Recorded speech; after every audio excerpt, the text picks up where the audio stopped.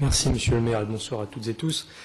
Lors du dernier conseil municipal qui a permis aux conseillers municipaux d'élire le maire, vous avez indiqué que l'une des décisions que vous prendriez dans les prochaines semaines serait celle de proposer aux membres de cette assemblée une charte éthique. Cette charte éthique, on n'en doute pas, permettra de fluidifier les débats, permettra également que l'ensemble des décisions qui sont prises et qui seront prises dans cette assemblée le soient dans des conditions qui soient bien entendu respectables et enfin qui permettent à l'ensemble de celles et ceux qui participent au vote de comprendre ce pourquoi ils font ce vote, que ce soit pour, abstention, contre ou qu'ils ne prennent pas part au vote. Malheureusement, malgré le discours que vous avez tenu, la première délibération, toute première, qui est proposée au vote de cette nouvelle mandature, comprend le strict minimum des informations qui devraient figurer dans ce genre de délibération. Donc, pour définir ce qui sera 75% de 636 685 €, que sont les indemnités que se partagent les élus de la majorité, nous avons en tout et pour tout 3 lignes dans l'objet du dossier qui consistent à dire, dans la limite des taux maxima et conformément aux dispositions du CGCT, le conseil municipal détermine librement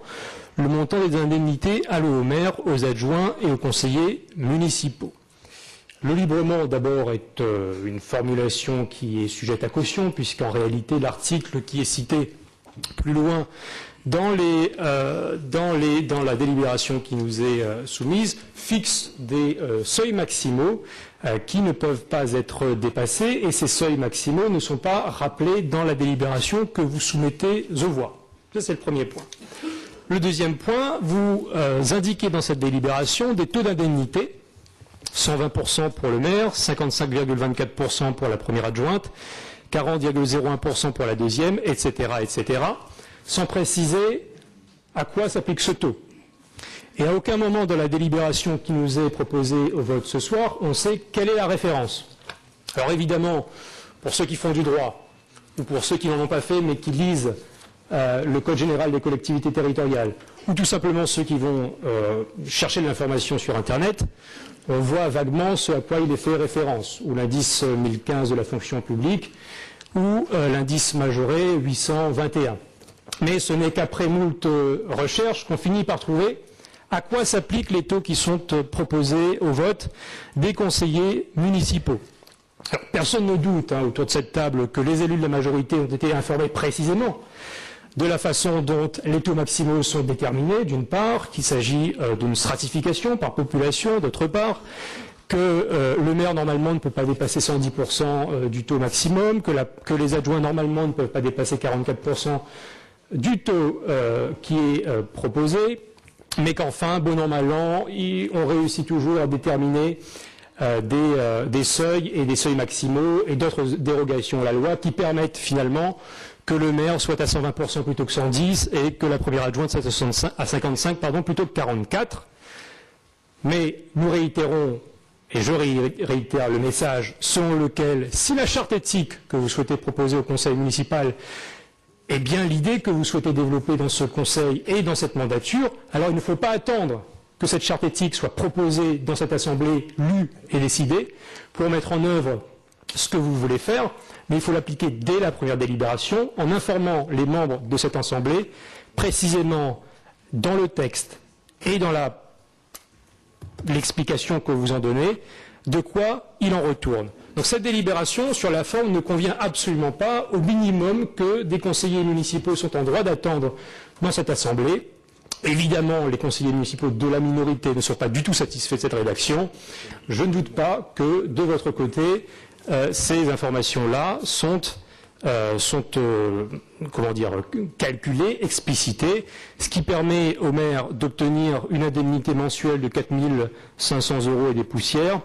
à la première adjointe une indemnité qui tourne autour de 2 000 € et des poussières, à la troisième 1 500 € et des poussières, etc., etc. Ça, c'est un élément de forme. Il y a ensuite des éléments de fond qui sont pour nous cruciaux et qu'il est indispensable de rappeler dans cette assemblée. toujours en lien avec l'éthique dont vous vous êtes paré lors du premier conseil municipal de cette nouvelle mandature. Il y a donc une semaine maintenant, la France a changé de Premier ministre et mercredi dernier, le nouveau Premier ministre a rappelé les engagements qui étaient ceux du Président de la République et qui consistaient à faire des économies. 50 milliards d'euros qui doivent être économisés. On n'a pas bien compris encore comment est-ce qu'on allait réussir à économiser 50 milliards d'euros d'une part et à baisser les charges et cotisations d'autre part, mais enfin, le temps viendra où ceux qui sont en charge de ces questions l'expliqueront. En revanche, ce qui est certain, puisque ça a été rappelé, on ne doute pas que ce sera fait à l'avenir, ce qui est certain, c'est que les dotations aux collectivités locales ont diminué de 1,5 milliard d'euros en 2014, 800 000 euros en moins pour Cergy en DGF et 300 000 euros en moins en volume net. Elles baisseront encore d'1,5 milliard d'euros l'année prochaine et elles baisseront enfin de 10 milliards d'euros jusqu'en 2017. Cela représente pour l'ensemble des collectivités locales un effort majeur qu'elles n'ont jamais eu à faire jusqu'à présent, alors même que les collectivités locales ne génèrent rien dans le déficit de la France. Mais qu'importe, puisque c'est la volonté du Premier ministre, alors il faut s'y soumettre.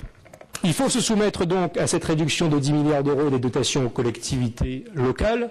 Cette réduction de 10 milliards d'euros des dotations aux collectivités locales ne sera pas sans impact sur la façon dont les finances de la ville seront conduites. Quand on somme ce que Cergy va perdre cette année, plus qu'elle perdra l'année prochaine, plus qu'elle perdra jusqu'en 2017, au titre de la contribution à l'effort national, la ville de Cergy va finir par perdre près de 2,5 millions d'euros sur l'ensemble de la mandature. Premier point. Deuxième point, avec la réforme des rythmes scolaires qui a été imposée par le gouvernement, dont vous partagez un certain nombre de points de vue, voire tous. Il a été évoqué dans cette Assemblée en décembre dernier, c'était un autre conseil municipal, mais bon an mal an, c'était la même direction qui était affichée, que le coût net pour la ville de Cergy serait aux alentours d'1 million d'euros. Et donc, sur les 6 ans qui nous séparent de la fin de ce mandat,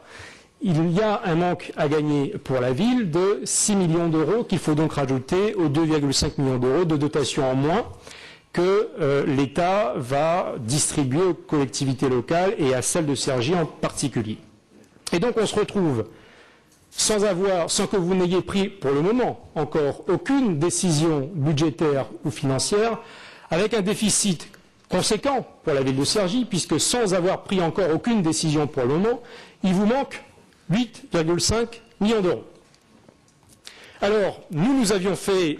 une proposition très simple pendant la campagne des élections municipales, et j'y viens.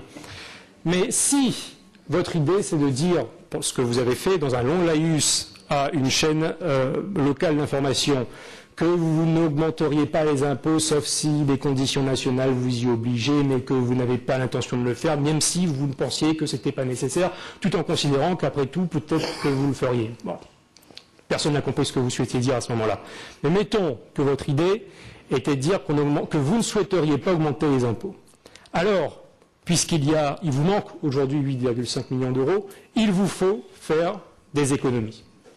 Et donc, je reviens à la proposition que nous avions faite pendant la campagne des élections municipales. Elle consiste, pour donner l'exemple, à réduire de 35% l'enveloppe d'indemnité des élus, non pas sur la base des taux maximums qui sont applicables en l'espèce et qui donneraient à la fin une enveloppe de 636 685 euros, mais plutôt sur la base des 450 ou 480 000 euros qui sont distribués chaque année depuis 6 ans aux élus de la majorité, pour aboutir à une enveloppe qui tournerait autour de 300 000 euros. Les 150 000 euros ainsi économisés viendraient abonder les économies que la ville de Cergy devrait faire pour éviter, enfin, ou qu'il y ait diminution de la qualité ou du nombre de services publics ouverts dans la ville, ou augmentation des impôts, puisque c'était l'engagement que nous prenions. Engagement qu'évidemment vous pourriez considérer comme nul et non avenu, puisque nous avons perdu. C'est une réalité.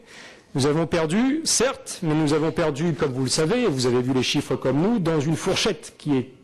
relativement restreinte, à 51% pour vous, 49% pour nous, Et donc, vous ne pouvez pas nier le fait qu'un Cergy-Sois sur deux, presque,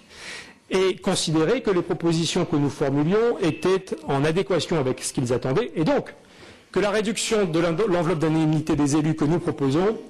serait tout à fait justifiée pour éviter, encore une fois, je le répète, ou l'augmentation des impôts, ou la diminution du nombre et de la qualité des services publics offerts aux Cergy-Sois. Ce qui me permet d'en venir au troisième point, qui est pour nous essentiel, puisque le maître mot de votre discours était l'éthique. C'est quels sont les moyens qui seront finalement proposés aux élus de la minorité. Pourquoi je pose cette question? Parce que là encore, dans le programme que nous avions proposé aux Cergy-Sois, nous prenions l'engagement, en effet, de diminuer l'enveloppe d'indemnité des élus de 35% pour la faire passer de 450 à 300 000 euros, grosso modo. Mais nous prenions également l'engagement que dans ces 300 000 euros qui auraient été alloués aux élus, eh bien, elles ne soient pas réservées seulement aux élus de la majorité, mais elles soient également, pour une partie de cette enveloppe, également distribuées aux élus de la minorité, parce que nous avons la conviction que lorsqu'on est élu de la ville de Cergy et des villes de façon générale, que l'on soit membre de la majorité ou membre de l'opposition, on a des droits et on a des devoirs. Et pour pouvoir être pleinement engagé dans la ville, pour pouvoir faire pleinement son travail de conseiller municipal, pour pouvoir être à l'écoute permanente des citoyens, eh bien, il faut un certain nombre de moyens qui sont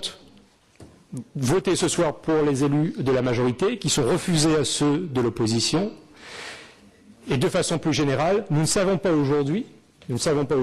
quels seront les outils qui seront mis à la disposition de l'équipe d'opposition pour mener à bien ce mandat qui leur a été confié par 7305 Cergy-Sois. Je vous remercie d'avance des réponses constructives que vous voudrez bien nous apporter.